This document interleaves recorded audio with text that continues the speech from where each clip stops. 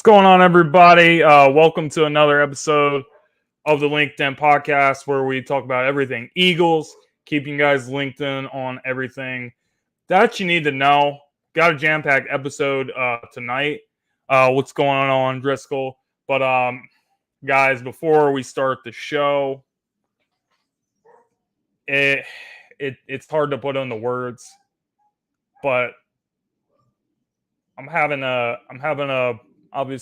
heavy heart because of the events that took place this week in the world,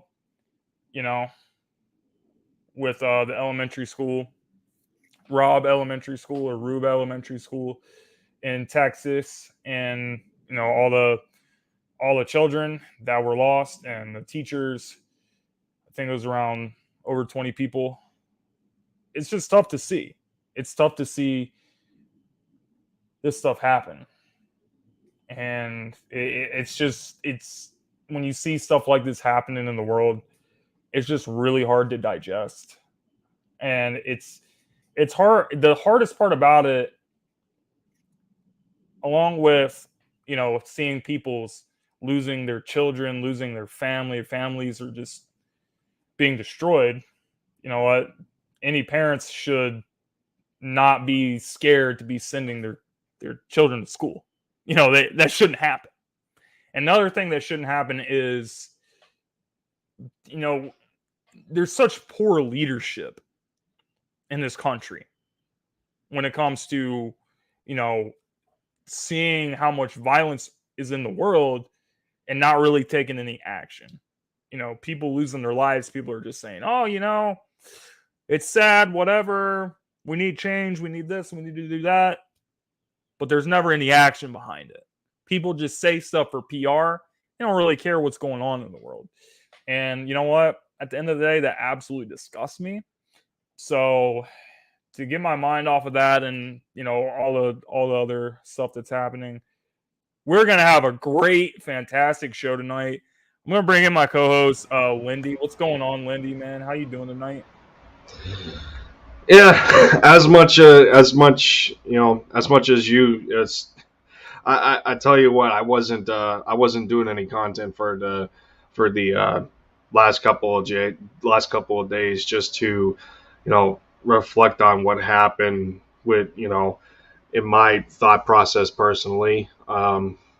Endzone and I we do not have any kids yet, and when you go through the process of eventually wanting to start a family and understand, granted, you shouldn't worry about the world around you when you want to take advantage of the gift that God's given you, but at the same time there's just a little bit of a reservation there, because you just don't know what tomorrow's going to bring you. And it goes in a positive light and it goes in a negative light at the same time. So it's like a catch-22 in some cases, especially when stuff like this happens. I don't understand it. We just gotta do a better job of looking out for one another. And I just boil it down to the fact that it's a lot easier to be, mean and show anger than it is to be nice to one another. I guess, it goes to say nice guys finish last. Well, sometimes that's the truth, because there's cases where it's hard to bite your tongue, and it's hard to, it's hard to turn the cheek and put on a smile when you got somebody opposing that. But right, absolutely. It's just, you just gotta keep going, man. Love wins. And, more people have to understand that. Yeah, that's definitely a great way to put it. But we're going to go ahead and get started tonight, guys. We got a lot of good stuff to go over. First up, front office frenzy with the Philadelphia Eagles, as Andy Weidl is heading to the Pittsburgh Steelers. He joins Omar Khan as the new assistant GM in Pittsburgh. So, congratulations to him for the promotion and everything. Andy first came to the Philadelphia Eagles in 2016. He was a part of the scouting department And he gradually worked his way up, got promoted to vice president of player personnel. And this is a huge loss for the Eagles. This is a huge loss for the Eagles front office because Andy was a huge part of how the way these players were evaluated, especially college players. And we saw how much of a fantastic draft that the Eagles just came off of.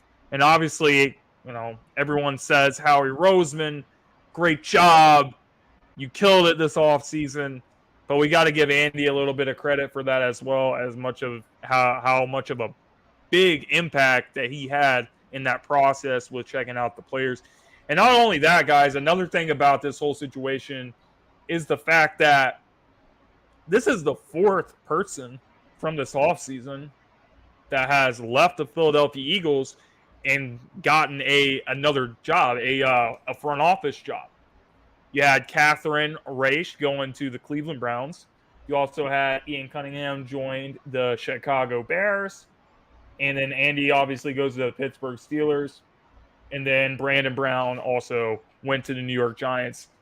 Kind of the same thing there. And then not only that, I mean, even in the past few years, 2020, you saw Andrew Berry get the GM job with the Cleveland Browns. In 2019, obviously, it was Joe Douglas going to the Jets. So when you look at it, the Eagles have kind of turned into a front office factory. So I guess if you're somebody that's a scout or somebody in a front office, come work for the Eagles for a couple years, learn what you need to learn, and apparently you're gonna get promoted or you're gonna find a good opportunity to go to another job. But it's very interesting to see how much this front office continues to grow, and guys come in and out, and they still replace them with high quality dudes that know how to evaluate talent and get the job done. And I guess it's not really surprising when you're an organization that's a winning organization that's in the playoffs every year. 15 of the past 20 years, Eagles are in the playoffs pretty much every year. Even last season, a rebuilding year for us, still in the playoffs. So that's something that I think has a lot to do with it. But Lindy, what are your thoughts? Well, I mean, obviously it goes to show when you hear about the number of internships and apprenticeships and whatever goes on in the front office in that regard, when you hear about the amount of them that's going on, and then eventually down the road you got these people built up in awesome positions, and then, well, if they can't necessarily find that kind of promotion here, which the Eagles are known to promote in-house, just not as much as other teams.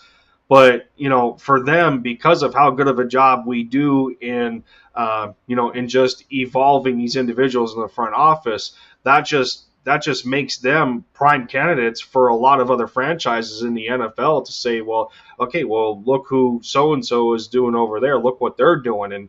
And for the amount of success that we have shown as of late, more so than, well, going back a little bit into history, some of these people are attractive enough to, where teams are going to end up wanting them. And now, with the Catherine Raish situation, she goes over to Cleveland with Andrew Berry, and, those two can collaborate once again. And then you got, you talked about Andy Weidel going back to Pittsburgh, where that's where he started part of his career in the NFL, in terms of the front office. And now, yeah, I mean,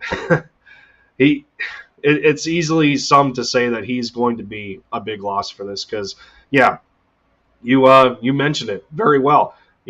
This was lost my train of thought for a second, but he was a huge part of evaluating the players. Yeah.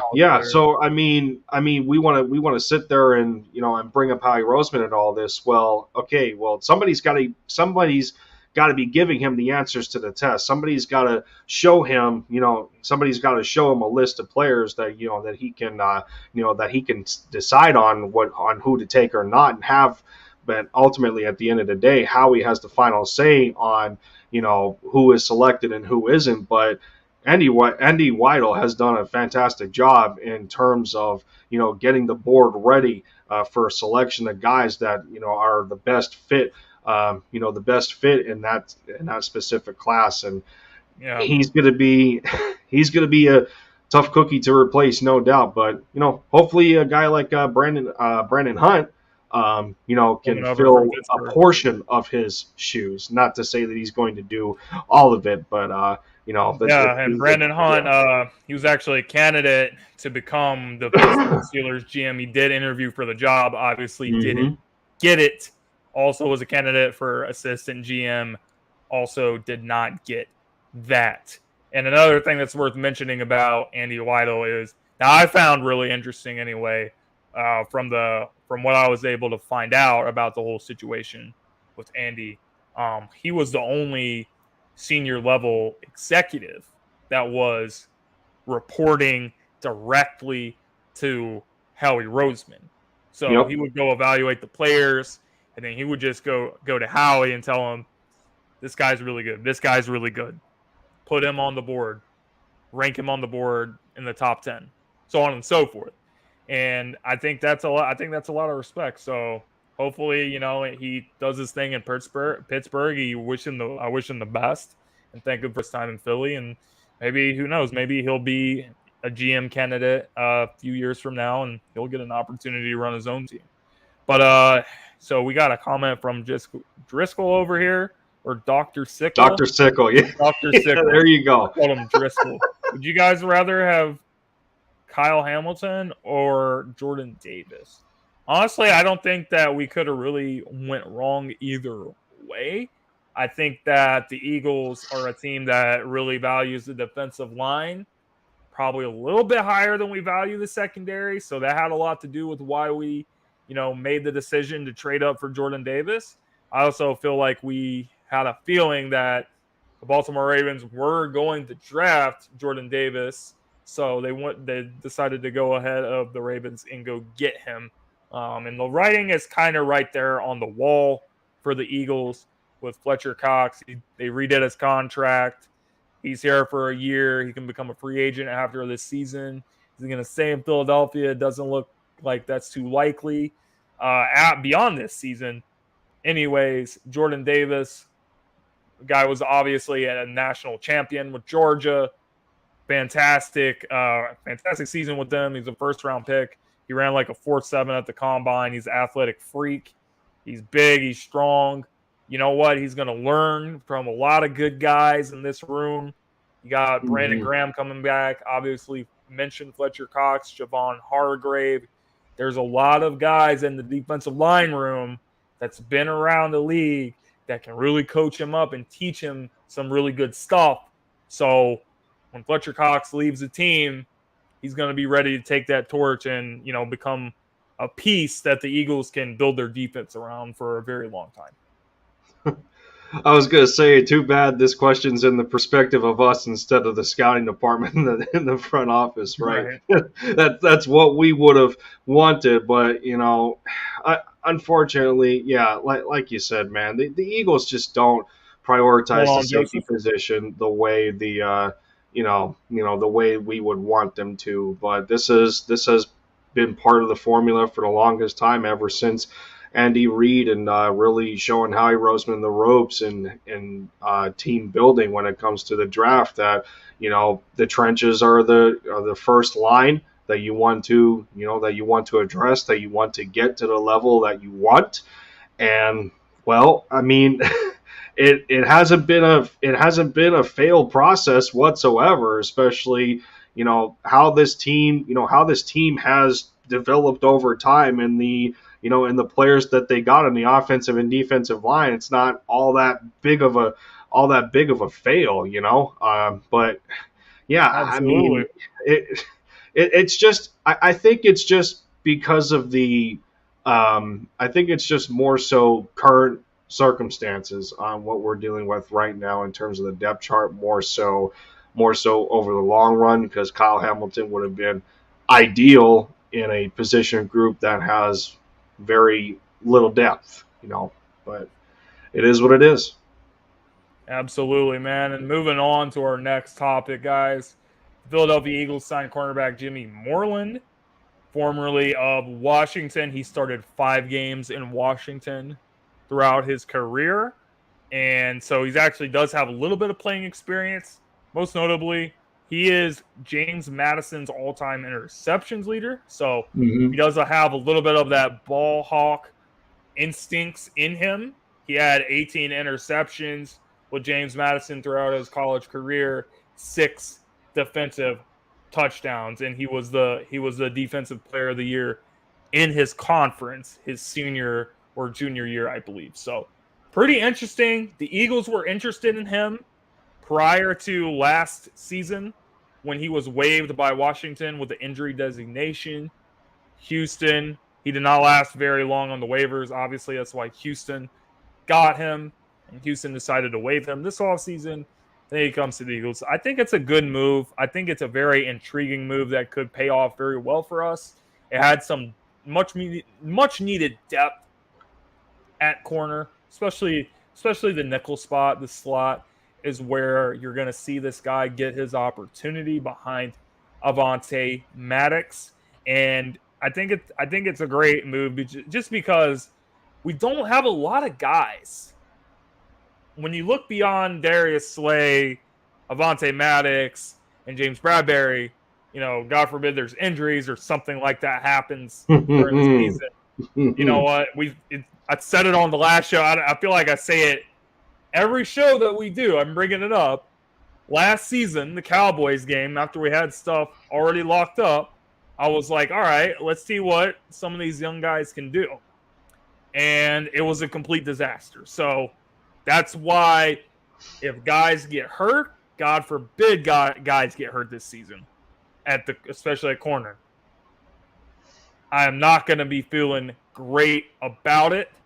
But Jimmy Moreland, who's a 7th rounder by Washington in 2019, he's got a little bit of playing experience. He's got ball hawk instincts. He's not going to be starting, so he's going to get an opportunity to be a depth guy, and we'll see what he can do. We'll see what he can do. So I'm glad that they did it because I feel like adding depth in the secondary is something that we really need to focus on heading into the season. Yeah, I thought this was personally interesting to me after I seen James Madison University. What's going on, AK? Thanks for watching, bro. Personal note, Mrs. Endzone and I actually, we were in. Now, JMU is a Virginia-based college. Mrs. Endzone was going to go there to try and finish out her nursing degree, being that it was one of the top, that it was the top program in the state of Virginia. But unfortunately, when tuition is almost $50,000 a year, yeah, we're not going to try and break the bank and do that. So plans have changed to that point. But I'll tell you what, touring JMU, it's a beautiful area.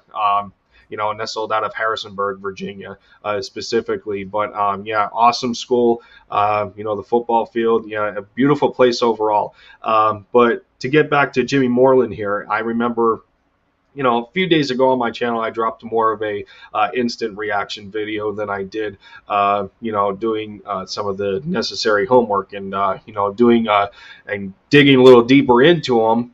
We've talked about this corner position for the longest and how long we have prioritized the outside spot. Okay, well, we need at least 2 more outside corners that have starting capability. And, it can't just be Slay. Well, okay, Bradbury gets here. That's good. That's great. So now both of your outside spots are taken care of. Well, okay, Avonte Maddox is sitting there in the spot all by himself where the depth behind him isn't all that attractive. So we're talking about Zech McPherson on the outside. Well, really, Zech isn't all that fast enough. So a move to the slot would probably benefit him. Especially after the example of watching Avonte on the outside and him just getting subjected and victimized by just receivers either faster than him or being prone to double moves. And he goes back to his natural spot and he ends up being one of the best in the NFL last year. So Jimmy Moreland comes into a spot where he could, he can actually fly up the depth chart and be the backup behind Avonte Maddox because really there's not a lot of competition there. I think in about 30 games for Jimmy, I think he started at least 15 to 17. So that's plenty of experience, especially for him being a late round draft pick. So you put him in battle with guys like Zach McPherson, if you put him in the slot to see if he gets a better chance, or, well, Josiah Scott has been sitting there for the longest. So, I mean, now you're in a spot where you have all three cornerback positions between the two outsides and the slot. You got them shored up with plenty of competition, especially when talking about Josh Jobe and Mario Goodrich. When you add those two, as outside candidates, and Tay Gowan, Gary Vincent, the list just goes on and on. But now you got a nice balance of competition between the entire group. So yeah, I mean, waiver wire claim, why not? Take advantage. Yeah, and it's kind of one of those things like iron sharpens iron. I mean, you need to bring as many guys in for competition as possible, because anytime you have competition, it's always going to make the position group better.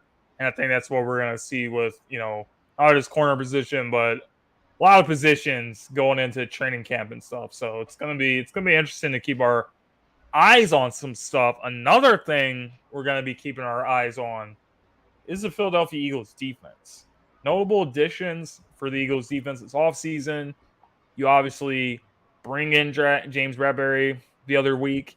You brought in Nakobe Dean, Jordan Davis in the draft. You signed Hassan Reddick. You signed Kaiser White. So you've really improved the linebacker position. You've really improved all across the board defensively. So that begs the question. Last season, Jonathan Gannon, you know what? A lot of people didn't love him.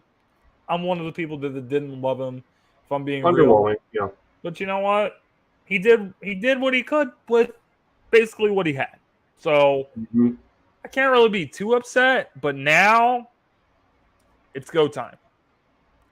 It's go time for Mr. Jonathan Gannon. What is he going to do with these pieces? He spoke at his press conference this week, and the biggest thing that probably stood out to me was he loves to have guys that are versatile players that can play different positions, line them up at other sides of the field, whatever you got to do. Because in the NFL, everything can look good on paper and stuff, but it's about matchups. And it's not just about the matchup per se, but it's about what matchups work in your favor and how are you going to exploit that week to week. And when you have guys that, can really only play one position, that's not really going to go in your favor too much. But if you have a bunch of guys that you can move them up, you can move them strong side linebacker, weak side linebacker, guys that can play interior D-line, that can play on the edge, that can play outside linebacker, whatever you're going to do, which is what I think is going to be the case for especially Hassan Reddick. I think Hassan is going to be a huge weapon for this team, especially on defense. They'll put him in the dirt, they'll line him up at outside linebacker, and he'll do damage either way. So I really think that having these guys that can move around the field and do this type of damage is going to be huge for Jonathan Gannon. It's going to be huge for the entire Eagles defense. Having that versatility, trying to take advantage of these matchups. So for Jonathan Gannon, you got the weapons, you got the type of players that you need to run your system. Now it's time to put these guys in a position to get it done, and hopefully you have success. Because if you don't, and you fail with this group, that's going to be an issue. That is going to be an issue for not only me, but probably a bunch of fans. And it's definitely going to be an issue for, is this guy really the dude we want to lead this defense? All those questions are going to be answered this season, I think. Yeah, I mean, last year I kind of, going into this definitely agree with that, Joseph. Going into this offseason here, I kind of felt that Gannon suffered from a Schwartz syndrome, if I can put it that way, in regard to, how many years of us watching a Jim Schwartz coached or coordinated defense, and the bend don't break, and overly cautious, stuff like that. But Schwartz and Gannon suffered Gannon in 1 year suffered the same thing that Schwartz had for, at least, I think 2 to 3 years, if not more. And it was just the lack of personnel to properly carry out what he wanted to do defensively. Well, now you can most certainly say that this Eagles front office has done a lot more for Gannon than they ever have for Jim Schwartz. I think that's easy to say. When you bring in a guy like Hassan Reddick, who, the contract that he was given, you're not going to want to take him off the field. You're going to want him on for as many downs as possible to really take advantage on what you want him to do. You bring in Jordan Davis, who is going to be tremendous in stopping the run, and hopefully Tracy Rocker can get more out of him in terms of improving his pass rush. You get a healthy Brandon Graham back, who we seen how much of a detriment that was to the D line when he went down week 2 against San Francisco. Especially the run defense. It was a massive loss. Javon Hargrave is coming off one of his best seasons last year. You just go across the board. The linebacking core, Kaiser White, Nakobe Dean. You got some good complementary pieces with TJ Edwards, to where outside of him, a Davion Taylor that can stay healthy, and then the Eric Wilson disaster. Oh, please. Why did I even bring it up? From now on, don't sign any linebackers. His last name is Wilson. Eric Wilson, Zach Wilson. I don't want to, I can't take it. I cannot take it. Just don't do it. But I understand at the same time when you're in a first year and you're trying to bring over as many players as you possibly can to help the rest of the team because of, schematic familiarity. That was the point of Eric Wilson. That was the point of Anthony Harris. Well, Eric Wilson did not last. Anthony Harris is still here alongside helping out Marcus Epps. So, across the board, minus the safety position, but I do have faith in Marcus Epps to take that next step. He has contributed pretty well on a limited amount of snaps. Let's be real about that. But outside of him and Anthony Harris, it's a little bit underwhelming to me, aside from good special teams contributions. But nonetheless, you can't look at this and say that the Eagles have not done their job in giving Jonathan Gannon what he needs to run the defense that he wants to. They most certainly have. Now the question is, what type of defense are they going to actually do? Is Jonathan Gannon going to stay in a hybrid kind of look? Is he going to overall? Is he going to blanket deficiencies, or is he going to scheme to strengths? And the way that this defense is set up now. The way it's set up now, he better scheme to strengths because he has every type of player that he's looking for. He's got every type of player. But when you diagnose it a little bit, to me, I don't know. The defense looks like it would be very proficient in a 3-4, but I have no idea coming off of a 4-3 and some 5-2 fronts. I mean, we'll see, but I'm very excited either way to see what Jonathan Gannon can create here, because it should be nothing short of a definite improvement from what we've seen last year. Yeah, I mean, I think on paper, which games are not played on paper, you got to put it together on the field. But I think I'd be lying to myself if I said, this defense can finish in the top 10. I mean, it's really not that hard to do. The only real concern is his safety spot. And you mentioned Marcus Epps, and Jonathan Gannon was, he was also at his press conference saying all this good stuff about him. He hasn't really got an opportunity to get play as a starter, so he has to be consistent over, playing a lot more snaps.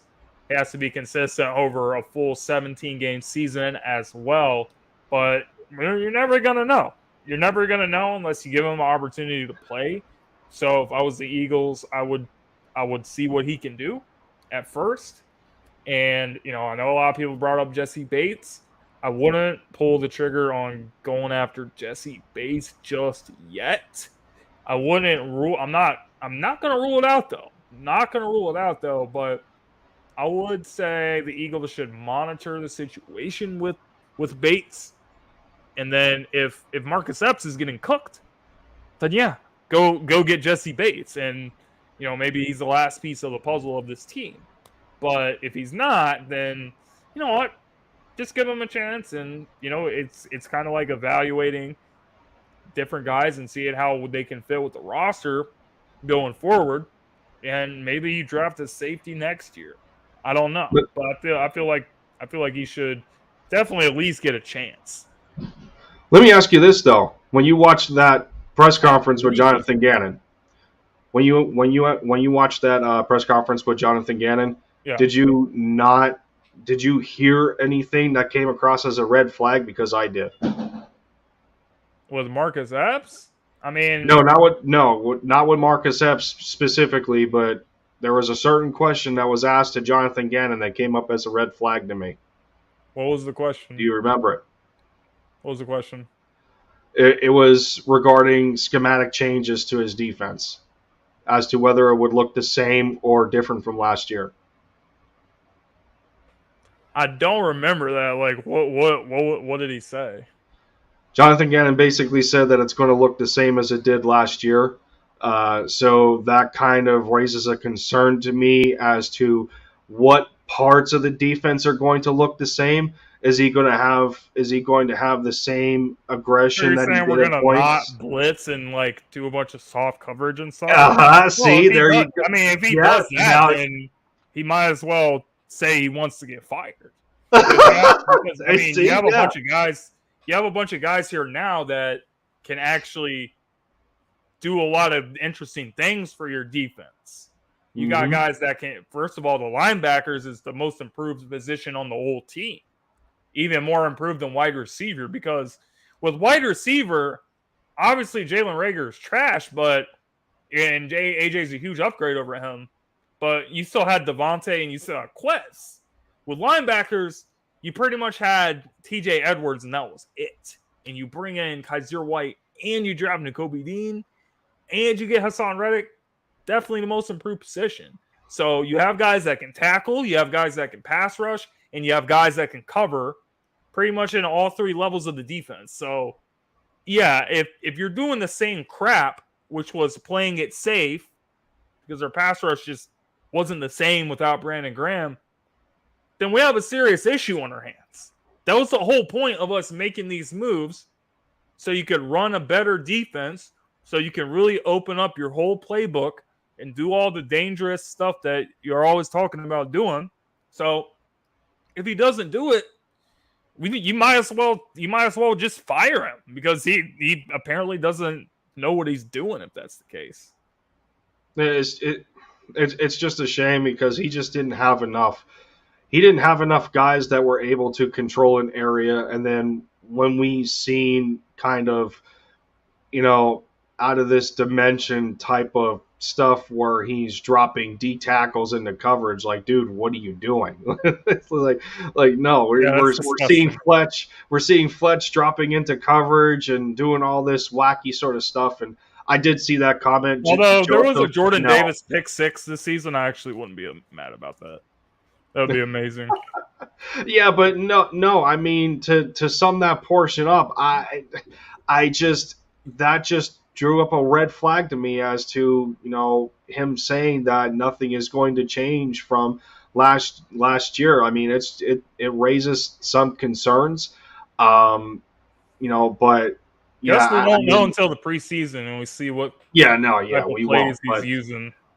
Yeah, no. Which he's not going to show his whole playbook in the preseason, but it'll at least give you a little bit of an idea. But in terms of us using Maddox as a safety, that's just certain. Well, I'm not going to say certainly not going to happen, but I mean the only sense that would I think make he's good where he's is at.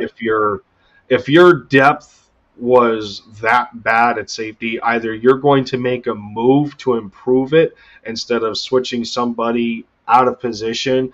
I mean, think about it. Last time Maddox played safety was in his rookie year because we were in that exact. We had no kind safeties. That was the year like our whole secondary, like everyone was hurt. Yeah, we were in that exact kind of problem. So I just don't see a move like Maddox back to safety to justify anything unless you're that confident in Jimmy Moreland or Josiah Scott or Zach McPherson to take a step into a starting role. But no, I mean, if it ain't broke, don't fix it.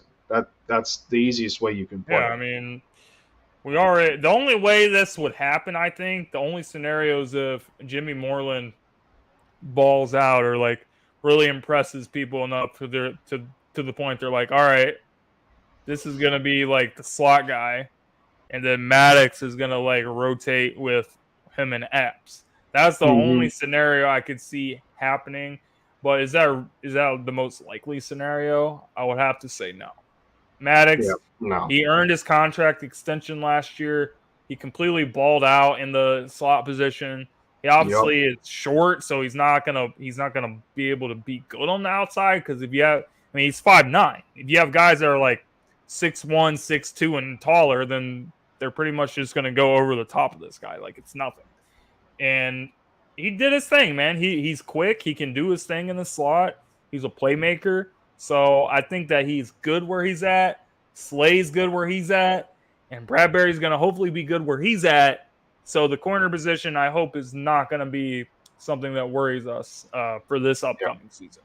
Yeah, I mean, if you don't move McPherson to the slot corner spot, I think Moreland is now the tallest slot corner. I think he comes in at like 6 foot 180. So Josiah Scott's about as tall as Maddox. But yeah, no. Either way, no. I just don't see that happening for Maddox. But Moreland should be familiar to Eagles fans from the 2020 debacle season, in which that was one of the famous interceptions that the old number 11 threw when he was targeting a rookie John Hightower, and Moreland just sat back and jumped with good anticipation and picked him off. He took advantage of a rookie who was playing soft, and he took advantage of a quarterback who was terrible. So there you go. So now that Moreland is on our team. But hopefully he does it again. Hopefully he does it again when we play week 3. Right. Also week 10. Put him out there on purpose. I don't know. Maybe he shook. But I know that when it comes to Wentz, this team's definitely going to be excited to play up against him. Like, I mean, I really hope that the NFL puts the mic'd up on Brandon Graham, because we already know, like, if you ever seen Brandon Graham mic'd up, this man is always talking trash to people, like, so much. Right. Like, he's talking about people's moms. He's always messing around with people. Like, even I remember against the 49ers, Fletcher Cox had to tell him to, like, get back and stop playing around. That would be a legendary mic'd up. But with that being said, I want to get to a really interesting debate here now. So when you're talking about players on this team, and there's pressure on a lot of guys, but which players has the most pressure on them for this season? This is a good question, man, because it depends on how you define the pressure. I think that someone could say Jalen Reagor, but do people really have the expectations of him to be really, really good? I don't think so. I think that, he's in a situation where he could excel because of the amount of people that don't believe he's going to do anything. Kind of like a Nelson Aguilar situation. Can he do that? We'll see. But if I had to make a prediction or if I had to say which one I think is under the most pressure, I think it's Miles Sanders, man. And I think that this is the year that we need to see the Miles Sanders that we've been wanting to see. He has to step up. He's in a contract year. I just don't know what has happened to him. I mean, not just injuries aside. I remember Miles Sanders being a lot more dynamic in the passing game his rookie season in 2019. You know, he was catching passes out of the backfield. He was catching wheel routes, going down the sidelines, doing a whole bunch of crazy stuff. And then 2020, he kind of he had a lot of issues with dropping passes. And then last season, there was injuries, there was fumbling issues, there was all kinds of stuff. Miles Sanders, you're in a contract year. So even if you don't resign with the Eagles, which I don't think is going to happen. I just don't think it's going to happen because we're not a team that really values running backs at a high level. I think after the DeMarco Murray debacle, that's when we said, hey, you know what? We ain't doing this crap anymore. It should have never happened in the first place, but that's another story. So I don't think they're going to pay Miles Sanders a big amount of money, but someone else will pay him a big amount of money. Some team with a lot of cap space that's just looking to spend it, like Jacksonville, maybe a reunion with Doug Peterson. You know, I just think he has to perform for his future and for his own personal gain. So I feel like Miles has to come in and have a breakout season this year, or he might just end up bouncing around the league on a bunch of cheap one-year deals. And I'm not sure that's something he wants to do. Yeah, as of recently, you know, the Eagles just don't like you just talked about the value, and you know, it's not as a top-heavy perspective anymore. More so that it is a committee perspective. They want a group of running backs to be able to gash a defense, to give them more looks. It's not so much about the number one anymore. Like, that is the profile guy. That is the guy that they are going to go to, and then your backup is a secondary in like an emergency situation, or if your guy's hobbled or whatever. The Eagles aren't really about that anymore. Sure, they want a little bit of a dynamic, and they do have it between Miles, Boston Scott, Kenny Gainwell. It's still intact like they had it last year. The only difference is that Jordan Howard's not here anymore. But when you say pressure, Jim, do you take it as a complete? I mean, this is a guy. Do you take it as a complete personal? Do you take it from a personal perspective in Miles, or is there also a team pressure in where does the Eagles go on? We drafted Miles Sanders to pretty much be a star at the running back position. Second round pick, yeah. He's from the same area as guess who? LaShawn McCoy. He was a second round pick. LaShawn McCoy was a second round pick, and not only that, they were both picked at the 53rd pick. So there was a lot. I think there was already comparisons and pressure on him from the start. But we gotta have a little bit better, man. Like, just give me. Yeah, he's always in the shadow of Saquon. Yep. I just need him to give me a productive season. I'm not saying he has to go out and rush for 2,000 yards, be Derrick Henry. Just go out and give me a solid season. Give me 1,000 yards. Give me a few touchdowns. You know, I mean, the guy didn't even, I'm not saying it's all his fault he didn't get in the end zone, because I wouldn't say that we have used him as the ways that we should. I mean, even when Doug Peterson was here, I mean, we were running the ball like he was getting 6 carries or 9 carries for the whole game. Like, that's just not good enough. And Sirianni was not running the ball either in the first part of the season. Did a lot better job this season. And then you brought up Kenneth Gainwell. And I want to bring up something that he actually said in an interview earlier this offseason. He said he wants to go crazy this year. He wants to have a really good season. So, you know what? If they're doing running back by committee and he keeps getting outplayed by Kenneth Gainwell, I think that's going to make it really tough for him. But Miles Sanders seems to have a little bit of a chip on his shoulder there. If he really does, he'll hear like what everyone else is saying about him, and then he'll just go out there and perform at a high level, and then we'll say, are we going to bring this guy back? Are we going to extend him or what? We don't know. But that's what I'm looking for. Just have a productive year. You don't have to be crazy. Give me 1,000 yards, a few touchdowns, and everything will be good. I think first he's got to stay healthier for longer than 12 games. That's his biggest problem. Are you going to pay a guy that has questionable injuries? Probably not.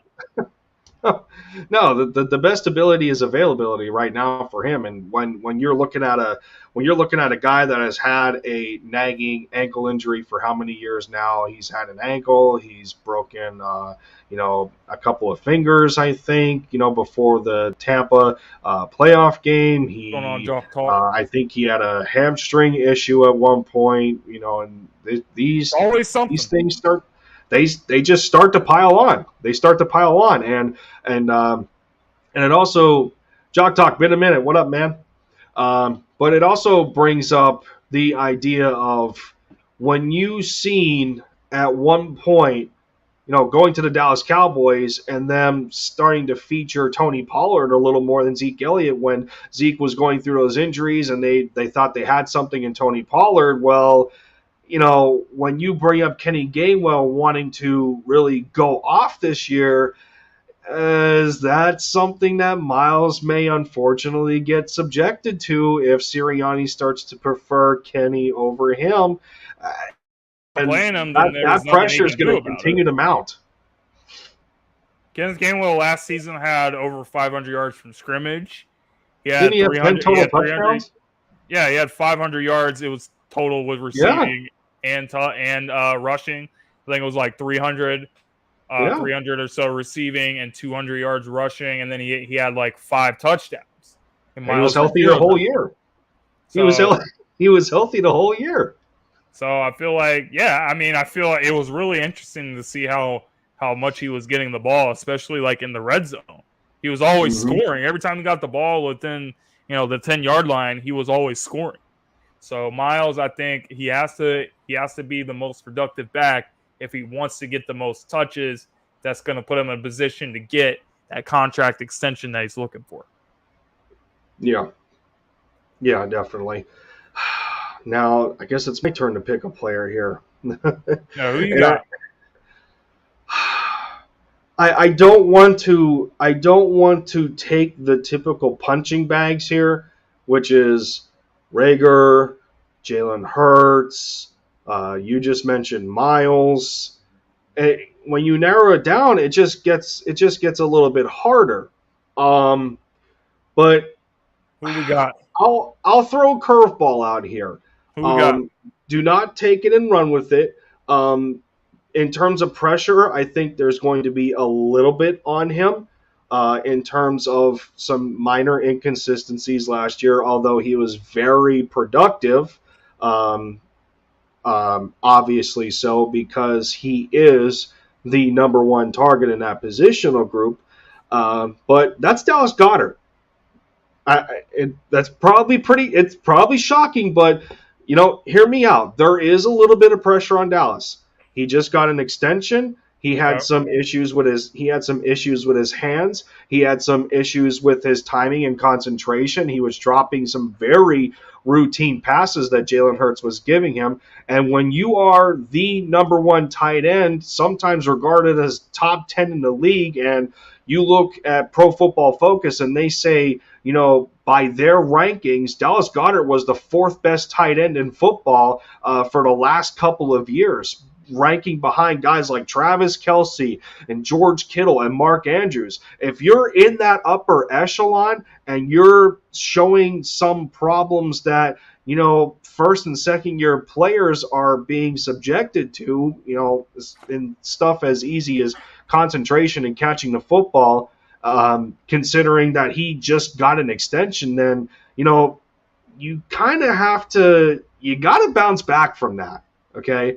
And then you add the A.J. Brown acquisition. which is another target on the field that's going to take some of that stresses away from Goddard, because that's somebody else offensively that the defense has to pay attention to. So therefore, it should leave more opportunities for Goddard to get open, hoping that he doesn't drop some of these passes and Hurts hits him in time. But you bring in Grant Calcaterra, who is another player that has a connection to Hurts. Now, this isn't me saying that Grant Calcaterra is going to give him competition for the number one spot. But the point here is that at any point in time, when you start to improve the depth out of position to where somebody has held that spot for the longest time, well, you got a little bit going on there. You got a little bit of the issues he had last year, and then you got a little bit of other positional groups getting massive improvements. Okay, now it's kind of time to put the big boy cleats on and show your team and show the league why you are graded as high as you are, and be consistently looked at as a top tier tight end. So that's why I put Goddard into the conversation. Man, that's really interesting, because I feel like Goddard should be one of the people that, and you make a really good case. I'm not saying like you're wrong or anything that you just said, but man, if you're Goddard, man, how can you not take advantage of this offense? That's what I'm saying, yeah. You have AJ coming in, that's going to take pressure off of you. You have Devontae, that's also going to take pressure off of you. Quez is a burner that, people are going to have to respect his speed enough, even though you have Devontae that's a really good receiver and AJ that's a really good receiver. You still got to watch out for this dude, because, this guy was getting, 70-yard, 80-yard gains last season when he got his opportunities. I mean, didn't he have like a 90-yard reception against the 49ers? I mean, you got to respect that. So when you have three guys that's capable of doing serious damage to you, then for Goddard, I feel like that opens up the middle of the field for him to go out and be a dominant player. And yes, he has had the issues with the drop passes. That's the one thing Zach always had on him, was that Zach, while he was a great route runner and he had great hands, he couldn't really get yards after the catch, but he was always catching the ball. He didn't really drop passes like that. So Goddard is a beast in the open field, but he got to be more consistent with those hands as well. And I feel like with the dudes around him, there's no excuse for him to not, be dominant this season. That's exactly why I put him into the conversation. Have the most pressure. And I had to research quick and think to myself, I'm pretty sure Goddard has a Pro Bowl under his name, and I think it came last year. I think it was last year. I think he was in the Pro one. It was either last year or the year before Goddard was a Pro Bowler. But nonetheless, he's in a situation where you're not in conflict with Zach Ertz anymore. He's in a situation where he is the definitive number one. He is in a situation where up until the A.J. Brown acquisition, he was arguably the top target. The Eagles' top target was their tight end, because Smitty wasn't there quite yet. But as a rookie, he was phenomenal. Quez isn't there quite yet. The league knows how much the Eagles favor their tight ends, because we have had a blessing of a history of them when, for me, in watching Brent Selleck go from Selleck to Ertz, from Ertz to Goddard, and it, like that string of guys, we were lucky for that. And we were lucky to even poach Dallas Goedert out of that draft, jump in front of the Dallas Cowboys, who needed a tight end. And we just snatched Dallas right out of their hands, just to watch Goddard's evolution as a player, and standing out as much as he did when Zach Ertz was still on this football team. Now there's no excuses for him not to have another Pro Bowl season, especially especially when everyone's talking about AJ Brown. Okay, well, wait a minute. You're already throwing Goddard to the wayside, like you just did not see him have, the last couple of years that he did. Wait a minute. He was the definitive number one target for the Eagles. So now AJ Brown comes into the mix, and you're thinking, okay, well, all right, Goddard should explode then. So he's just, bottom line, he has to fulfill his obligation to this extension that he got, because they paid him like a number one, and it was a competitive contract. So yeah, that's why I put him in there. Yeah, granted, it may be speculative, and that's how you took it a little bit at first, like, oh, okay, caught you off guard a little bit. But when you start to think about it, yeah, he's in that conversation. Right, absolutely. And I just think with all the guys that are on this team now, like this offense should be one of the most explosive offenses in the league. Loaded. I think Smitty's going to have a huge season this year. I think AJ's going to be a huge pickup for us. So just with those two guys alone, like if you're going to focus on double teaming AJ Brown, then you're going to leave Devontae Smith on island, and he's going to cook somebody. And then if you're worried about Smitty and you're worried about AJ, then you're going to get cooked by Goddard. So I feel like you're kind of right. I think it's kind of an unorthodox answer, because everyone's going to say Jalen Hurts because, let's face it, the media doesn't believe in him. They don't think he's good. Like, as we wrap up the show, I want to bring up this clown, Chris Sims. Before you go there, I'm going to segue into the conversation though. When you bring up Chris Sims, I'm going to segue into it. But I have to say this: Chris Sims, judging by the moves that the Eagles have made in relation to Dallas Goedert, we understand now that Nick Sirianni is going to want to throw the ball a lot more. So therefore, you're going to see a lot more 11 personnel setups than 12 personnel, because you're not going to want to have two tight ends out there and make it look like you're going to have a lot more run fits than you are pass fits. Okay, so that's only going to elevate Goddard as a feature, receiver on the field with those, with AJ Brown and Devontae Smith.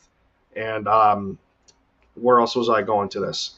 Lost my train of thought again. But when you bring up the Chris Sims thing, okay, players under the most pressure, we have to bring this up to the people. Why are we, between the two of us, why are we not including Jalen Hurts as one of those guys under pressure? Because it's the most obvious answer. Like, everyone's going to say Jalen Hurts. He's a quarterback of the team. Like, any quarterback of any team has pressure on them to perform, because it's one of the most important positions in sports. Problem I have with Chris Sims is this guy's a clown that last season, when he made his little list of top 40 quarterbacks, he had a bunch of bums that were basically holding clipboards like Case Keenum, saying, oh, Case Keenum's better than Jalen Hurts. Like, seriously, I mean, even if he had Hurts as ranked as 40th, he would still be a clown, but he'd be less of a clown for that.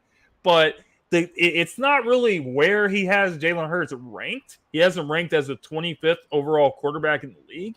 It's the guys that are ranked ahead of him that Jalen, without a doubt, outplayed these guys. He outplayed every single rookie quarterback from last year's class. I know it was technically Jalen's first year as a starter. Had a better season than Zach Wilson. Had a better season than Trevor Lawrence, who was ranked ahead of him. Daniel Jones was ranked ahead of him. Are you kidding me? Daniel Jones? Daniel Jones, the guy that was literally about to score like a 99-yard touchdown, and he tripped over his own 2 feet. Like, you're putting this clown in front of Jalen Hurts when Jalen Hurts had a better season than him. This is a bunch of crap. This is a bunch of crap. I just don't understand why NBC Sports continues to give this clown a bunch of airtime. Please get him off the air. He doesn't know what he's talking about. He knows nothing. The only thing he should be known as is being the son of Phil Simms, who was a boring NFL color commentator, which thank God they replaced him with Tony Romo. Even though Tony Romo's a Cowboy, I got to give him credit as being an analyst. Yeah. This guy stinks. Please get him up there. He doesn't know what he's talking about.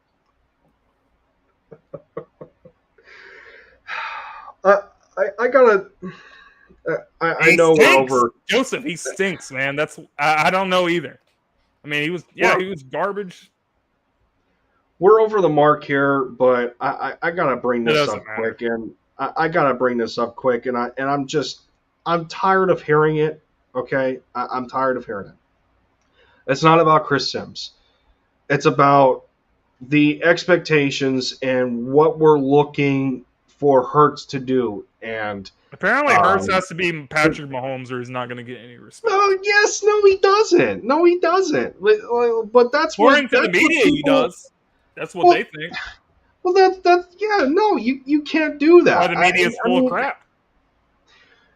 Why does it have to revolve around his arm talent?